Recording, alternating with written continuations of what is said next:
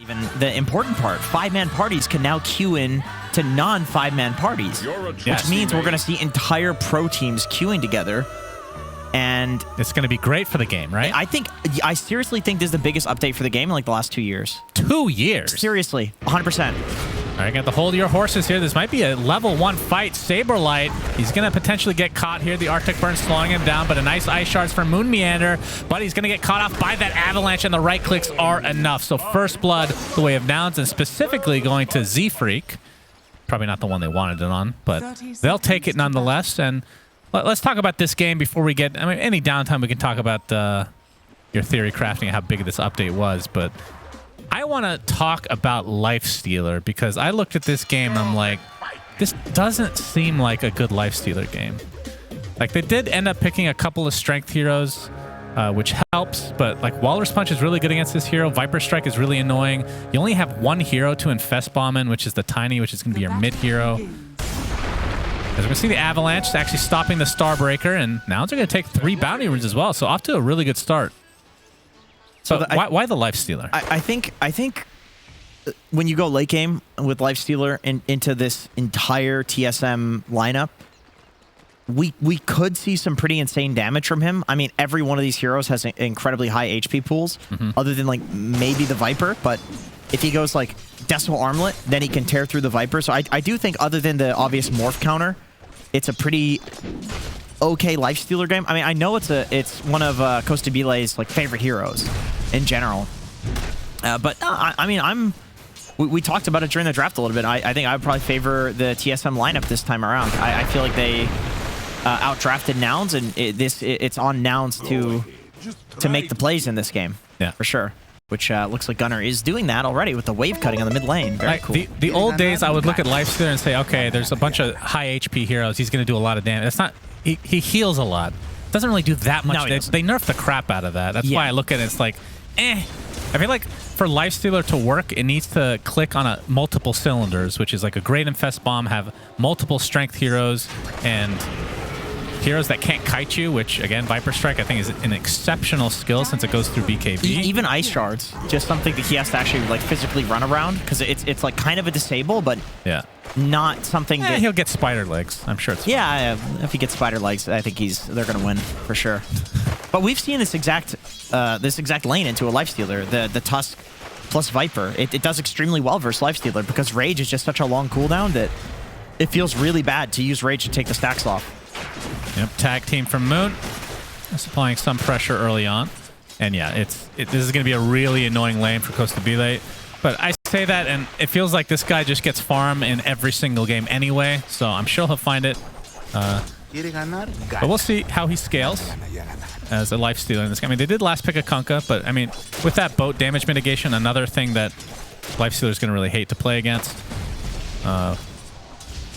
And what about the Lycan this time? You thought this was going to be a little bit of switcheroo in terms of roles with the Lycan mid, but it's going to be off lanes. Yeah, I thought it'd be a mid Lycan just because I know Gunnar has been exclusively playing weird mids lately, and Moo has been playing a lot of off-lane Tiny, so I thought it was like a Nouns thing. I didn't feel like it was that great, and maybe they were going to do that, but the Kunkka comes out, you're just going to cleave down the wolves in lane, so you basically can't run the mid Lycan once the Kunkka comes out, even if they were looking to do that in the first place.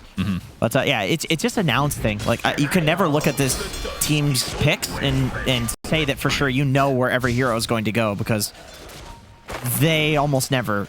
This is weird from them. I mean, that's the real strength of Nouns, and I know they've tried to do this in the past, where... You know, Gunnar's playing these really weird heroes. This Costa Bile is just going to actually get stuck inside the Ice Shards. Yep. Got the Cold Embrace to keep him alive, but the Nether Toxin on the fall, and you can see TSM really trying to go for this. So Rage is popped as Costa Bile uses that extra movement speed to get away. But that's their biggest strength, as Husky is taking a lot of damage. He's actually going to fall as a result of trying to save Costa Bile. But... I think that's Nouns' biggest strength, is the fact that Gunnar can play these weird heroes. It opens up like a lot of flexibility in their draft. Yeah, the way I saw this team for a long time was that they played weird heroes, but the heroes just weren't very good. The strats weren't great. And now I feel like on this patch, Nouns has figured out mid heroes that are weird and good. Z Freak does not have Heavenly Jump. That is true. He's level 3 as well. So goes for 2 in Bolt. Oh, wait, did he just level it? Yeah, he's 0-2-1. Okay. Yeah. Okay. Which he went for his W first, which I really like against Dawnbreaker. Tries to snipe Saberlight, doesn't hit that. And if we want to talk about the mid lane farm, which is always the most interesting thing, unless there's going to be some first blood action, more harass damage from Husky, but you can see Bryle sitting on 25 and 2, and his counterpart Gunner 31 and 6, doing a very good job on Tiny. But both of these heroes, it feels like they're probably not going to get any kills unless you see some crazy tosses back into like some sort of gank attempt. But outside of that, it feels like they're both just going to push the waves. They're both going to farm the jungle, and it feels like probably a stalemate in terms of just the farm. Yeah, it's definitely a stalemate. A lot is going to be determined by that first rune. Like if either of these two heroes picks up a haste rune, they're going to show up to a side lane and get like a 1 level advantage from getting a kill, maybe take a tower. It's all about those runes, but yeah, neither support really looking to go mid. These side lanes, there's a lot of activity in them, so most focus is on the side lanes right now. Yep. And Tomato sitting at 30 and 10 with the 21 and 4 Lifestealer at the bottom. So advantage TSM in terms of the position 1 rolls so far. But Bryle coming with the first gank of the game, definitely focusing on Moo as he just walks right past, right past him. Z Freak. And it looks like Moo is certainly dead here, and the last hit goes to Dubu on the support Dawnbreaker. And Bryle actually doesn't even have to cast a single ability. He just used that fat body. They're going to get another kill in the bot lane as Saberlight kind of resigned to his death. Oh, all right. Thought he saved him, but Moon Meander, that was a dead corpse he had inside his snowball. Yep. And Ghoul Frenzy doing quite a bit of nothing. Yep, that is Lifestealer for you. The one thing with Lifestealer, Z-Freak does snipe up the rune here, very nice, is that you kind of want to sit in a lane and farm and make it so the enemy team like can't pressure your safe lane as a result of that. But I feel like Viper also does that, but better, where you just sit in the off lane and you're slow, but any hero can't just sit and passively lane against you. So if Nouns wants to deal with Saberlight, like they're gonna need to kill him at least one more time, I think. As Gunner does take out Moon, actually. He stuck around in the bot lane, which is exactly what we saw from Bra, by the way, in the previous game. Sticking around in that lane. Yeah, Starbreaker dodged there by Moo as he worked his way into the trees that are all destroyed as Bri, like you said, is here with the double damage. Let's see if he uses a spell this time. Yep, the X is going to bring back Moo, and they're just going to wait back for that Tiebringer in case they... Oh, wait. Oh, can't... Oh, yeah, he got it. He got it. Right. Okay. That was very close to the edge of the AoE. Yeah, meanwhile, Saberlight ends up taking a tumble in the bot lane. Moon not able to reciprocate onto Gunner's Tiny, who actually stuck around for quite a while. It's the same thing, yeah. Both mid laners are doing this meta of like showing up to a lane and then you're not really sure if they're heading back mid or if they're jungling and then coming back to the lane, which I think is I think it's a very solid strat. Like it catches a lot of people off guard, and even if you just jungle, you don't get anything from it. People are afraid mid, they're afraid in the lane that you go to. So it applies a lot of pressure to do this, even if you don't get kills. You can see Bryle taking some of the farm out of Gunner's triangle as he's going to get a toss off though, but it's just Z-Freak. Oh, but nice blocks from the Wolves though. Nice job from Moo. Boat comes in though. That'll be enough to save him. That was actually pretty sick micro from Moo. Yeah, who is level 4? He's having a bit of a toughie, but both of these offlaners have been the focus of both of the mids as they're rotating, so they're not feeling too bad about themselves. Yep, and the fight for the 8-minute rune. Starbreaker connects onto 2. The AoE on that was crazy, but Moon Meander taking the brunt of this damage as Dubu left in a 1v2, although Z-Freak helping out in the 3v1 now. And you would think they'll eventually be able to find Dubu, but the Avalanche, okay, the Torrent actually did not connect. It's probably in a 1 versus 4, but Tomato comes in with that waveform. Cold Embrace saving Gunner for now. Tomato doesn't have a ton of mana to work with. Might have to back here as the creeps are kind of blocking him. TP support coming, but another Avalanche into the toss, and that's a kill onto Tomato. Huge kill for Nouns. Gunner staying alive, but Moon Meander looking to finish him off. He finally does so, and it will almost certainly be at the cost of his own life. as Costa Bile, the position 1 lifestealer, comes to help out as well, as this is turning into a crazy fight. Bryle back into the fray, and he's just gonna die here after TPing in, trying to get killed by the crease, but a double kill for Costa Bile. Z-Freak getting saved by Husky, and Costa Bile using that Ghoul Frenzy to high effectiveness, as Dubu with that Dawnbreaker is getting chased down, but using the trees pretty nicely. Yeah, no infest, so he can't go for a an infest play there, either for the damage or to escape. So he's feeling like he's got to get out. Which, yeah, what a great rotation to mid for Costa Bile. I mean, just huge impact from him. Like, this is the one advantage that Lifestealer has on Morphling, is that I think Lifestealer is probably happier to show up to these early fights, especially once he gets the armlet. He's going to feel pretty strong against all of these like, massive tanky heroes. Whereas the Morphling, he wants like 5 to 10 more minutes, I think, before he starts showing up to stuff. Yep. Oh, they know that Bryle is in this area. And the Horsey used by Costa Bile, actually not that bad of an item for now, as it gives you that little extra boost to try to catch with the Ghoul Frenzy. Yeah. Lifestealer loves the mana too. True. I think he needs that. He's playing so aggressive here because he knows he can just press rage and walk away. Indeed. He's going to get X back and nothing to follow it up with, as Costa Bile just bullying everybody. Nobody wants to come near him. Yep, there we see the Horsey again. He's zoning them from the tier 1, so Moo can take it with the catapult and his Acorn. Yeah, gonna turn the sights onto Moo Meander. He gets off the Walrus Punch, but there's a curse from the south. Solar Guardian is coming, though. Actually gets canceled. See if they're able to take out Moon Meander. Yeah, he's gonna essentially sacrifice himself, as Gunner's got a solo kill, too. Saberlight drops to Gunner in the bot lane. Goodness gracious. And just like that, a 3K lead for Nouns. Yeah, and Gunner's top now. Yeah, this whole time Z-Freak was farming mid, by the way, and he canceled the Solar Guardian from Dubu. So Nouns, they're playing 3 lanes at once and getting 2 kills in both of the side lanes. Like, they're insanely split, but still getting value out of the map, which is insane. Oh, Gunner. Ooh. Didn't have the Avalanche quite up yet, but you can see Moo inside that shapeshift form. Gets off the Avalanche.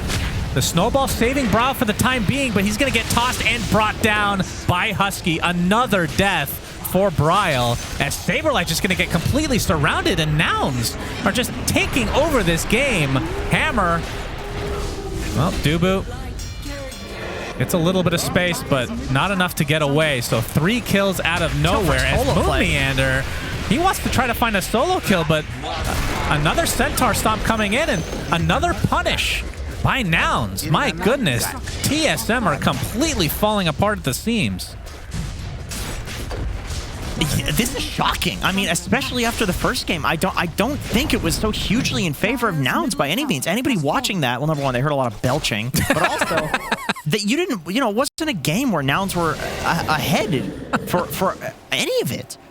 This is a shellacking right now. Shellacking.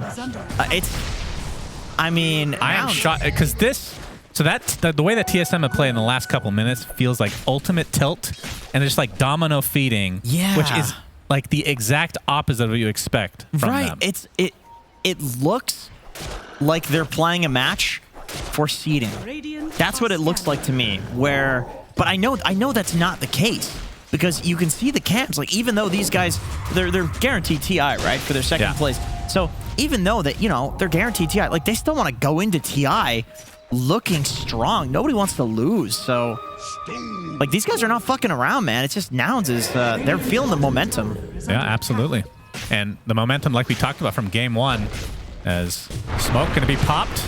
Looks like Moon Meander is going to get safe, potentially gets off the snowball. Solar Guardian actually does come through this time, but you can see that TSM just on the complete retreat.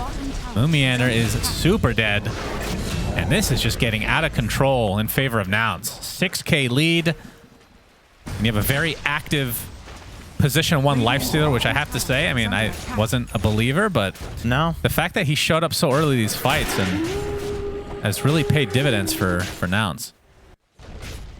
Yeah, as they break the smoke, and honestly, kind of just debate Dubu into dying as well. Saberlight TP's out. You kind of have to against the Lycan. Viper doesn't feel too good against that hero. Z-Freak, another game where he is just absolutely popping off on Zeus. Yep, Avatos. Again. And another kill on the Moon. How many deaths is that for him? That is 7 deaths for Moon Meander. Not even 14 minutes. Costa Bile with the rage. You can see the creeps doing a nice job of blocking in Saberlight. So another kill will go the way of Nouns, as this is looking very tough for TSM. I mean, the one hero that hasn't really, I mean, he's died once, I think, is Tomato's Morphling, which we'll talk about in just a moment. Gunner getting the counter initiation with the Avatos. A considerable amount of damage, but ends up dodging out that star breaking. You can see Tomato has actually come this time. It's off the waveform, focusing on the Wyvern to start. They'll get that Avatos, but that's a pretty tanky target. Costa Bile doesn't want to chase any further. The Nouns will cut their losses in this little mini engagement. But all the while, Mu is just free farming. Costa Bile pops the BKB to dodge that. And I think that'll end this skirmish. Yeah, Husky is a big reason why these fights have gone extremely well for Nouns. The kiting, Winter's Curses, Cold Embraces, even his Q's doing a lot of damage, percentage damage against high HP heroes. And Mu also didn't have his ult. So I can understand why Nouns is like, all right, this is the one time we're going to slow our roll. And they're looking to maybe smoke onto Mu and down this bottom lane because he does not have that ult. But he TP's away. I think that was scouted out by the Nouns wards, so they knew that this was coming. Once again, we saw this in the first game, and we're seeing it in game 2 as well. The warding from Husky has been super on point. And let me see, those are both his wards, right? Yeah, it's entirely him. So not only is he saving these team fights, he's also saving the vision game. Yeah, the tier 1 tower, as that's being taken out, Nouns is just going to go straight into the pit. They don't quite have the Deso online for Costa Bile yet, but Gunner sitting on the Blink Dagger treads, and I believe, yeah, just about 800 away from finishing Echo Saber, as Mu with the Helm of the Overlord, allowing them to do this relatively easily. Costa Bile will be the beneficiary. Beneficiary? Beneficiary would be when somebody dies. In life insurance. Well, Roshan did die. He did. And he got the Aegis. But I don't think it's a life insurance situation because they killed him. I mean, that's murder. No, it is a life insurance because he does come back to life. It's an insurance that he will be back. It's insurance policy. That's true. So yeah, Costa Bile is the beneficiary. Yeah. Of that Aegis. 6K lead for Nouns. Costa Bile's Deso about 200 away. And I do believe this tier 2... Pretty free. Pretty free. Yeah, they do fort, but I don't think they're going to come defend this. Well, they do get the siege, but there is a juicy ancient granite golem here. Yeah, with that regen too from the Dom, this thing can tank so many hits from the tower. I mean, I wouldn't be surprised if Nouns like tried to force TSM back. Maybe they opt to smoke across instead. Yeah, they're going to smoke across. Well, Bryle has his BKB, and Tomato, it's Dragonlance Morbid Mask, as it looks like Yasha's coming for him, and now he's going to go straight for Scotty, and that's going to be the really big power spike for him. That's super far away, and obviously with Nouns having this lead and the type of lineup that they have, they can pressure TSM pretty hard. Deso officially delivered for Costa Bile now, so he is hitting his timing pretty nicely. Wow, that is 3 minutes faster than average. That's pretty impressive, actually. I mean, he didn't skip any items, right? No. I don't think you go Orb of Corrosion anymore, right? No, and I think even the Bracer, like maybe people would not go for the Bracer in a lot of games. So yeah, he's just farming. He's having a big time. Yeah, he's like farming heroes too. Because I mean, this hero. Yeah, Mumiander. That's gonna be death number 8. Yeah. Speaking of farming heroes, yeah, Lifestealer does not really hit creeps too quickly. So if he has a 3K gold advantage, it is going to be purely from just having a phenomenal active early game. The days of Battle Fury Lifestealer are long gone. Yep. Costa Bile feeling very, very unkillable, considering the Aegis and the fact that he is just so ridiculously farmed. And doesn't have to worry about any crazy shenanigans like a Walrus kick. At least not yet. Not yet, yeah. Although that is unbelievably good against Lifestealer. It is. Very hard to... BKB. I think... Didn't we watch an Alliance game where Nico Baby was getting booted around? Yeah. And it looked very, frustrating, to say the least. For him. Obviously, you need the blink first, and Moon has died just too many times to be able to find much farm yet. So the blink for him will be a blink to save people, but I guess the issue is you're saving into Avalanche, which is an AoE stun. It's pretty hard to blink and snowball as they're going for the... I don't even know what that thing is called. Nobody cares. Oh my god, they're boating it. Okay. He just gets another one. Yeah. Okay. How good is that creep? Well, It's okay at pushing, I guess. Well, some people say it's damage to the amazing. tower. Really? Yeah, well, amazing? Fogged. I mean, he thinks Elder Titan is good. Others think it's complete garbage. I mean, it's a long cooldown. It feels like how Hoodwink Agshard felt before, where it's like, oh, this ability's good, but it's on a 60-second cooldown. What the hell is this? You know what I mean? That's kind of how that feels from the... What's the cooldown? You're talking about the damage over time, single target, right? Yeah. There's not one of the maps, so I can't click to see. I think it's like 30 or 40 seconds, something like that, maybe even longer. Oh, well, looks like Saberlight's going to be taken out by Gunner. The scouting out from that Thunder God's Wrath. Tomato forced to TP out in the midst of Costabile's right clicks. Wasn't sure if there was more heroes there, but we can see that there was not. I mean, top 3 net worths in this game are on the side of Nouns. As Moon Meander, yeah, he's just trying to get some D-ward action. Gets off the snowball and the Walrus Punch, actually getting a nice block on Namu, but a big avalanche canceling out the Starbreaker as Dubu and Moon Meander are done. Nouns are just clicking on all cylinders right now. Yeah, I mean... And a toss back. That's on Tomato. Yep, this would be a gigantic kill, but he gets the waveform off safely. Bryle trying to save his teammates to put himself in a bit of a precarious spot. It gets away just fine, but I say that, the toss back, and that is a dead Kunkka. Now, GG is called from Moon Meander. That's quite early, but wow. I can see they are tilting. There's no way around it. Yeah, at this point, holy jeez. You beg the question, like, are we just harming our team mentality by playing more